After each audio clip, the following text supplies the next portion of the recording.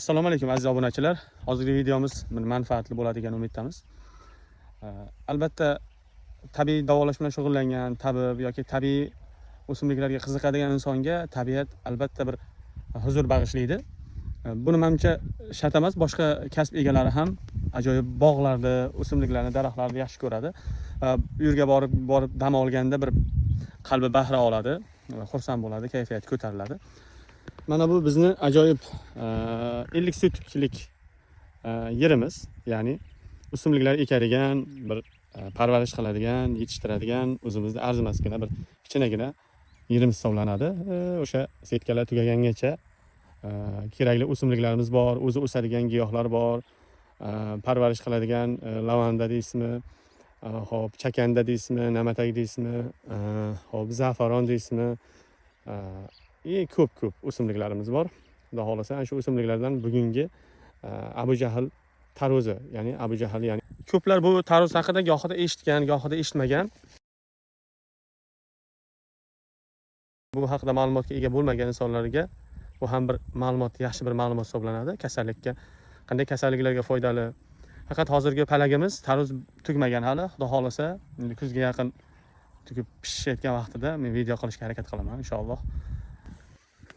Mana sizga aytib o'tgan Abu Jahl tarozining palagi. Endi bu ham shu oddiy tarozlarning palagiga o'xshaydi. Faqat bu juda kattalashib ketmaydi, juda uzun bo'ladigan o'zimiz tarozlarga o'xshab juda uzun bo'lib ketmaydi. Bu ajoyib taroz hisoblanadi o'zi xalq tabiatida. Bu tarozni xudo xolasa palagida tuggan vaqtida ko'rsatishga harakat qilaman. Video tahlilimiz xudo xolasa. Bu tarozni olib suv olinadi. Bu kasalliklar, juda ko'p kasalliklarga foydalanadi. Ya'ni xalq tabiatida qadimdan foydalanib kelishadi.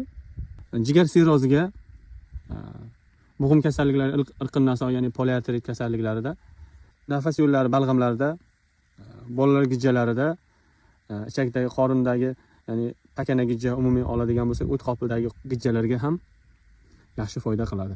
Gijjani turini ko'p tanlamaydi. Anchagina shifoli taroz hisoblanadi. Endi hozir palagida yo'q, endi xudo xolasa hali endi iyun oyi, kuzga yaqin tayyor bo'ladi.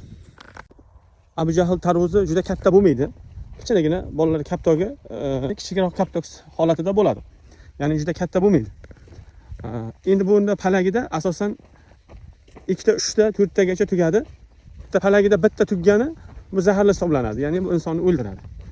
O'shaning uchun xalq tabiati ayrimlarga oddiy hisoblanadi, lekin buni o'ziga yarasha qiyinchiliklari bor. O'ziga yarasha o'sha o'simlikni ma'lum vaqt qanday holatda pishadi, palagida qancha bo'ladi hammasini bilmasa agar ko'p bemorlarga ziyon keltiradi. Va asosan bu tarozning suvi oshqozon 12 barmoq ichak yaralarga bo'lmaydi. Ichdan qon ketkizib yuboradi agar noto'g'ri foydalanilsa. Shuning uchun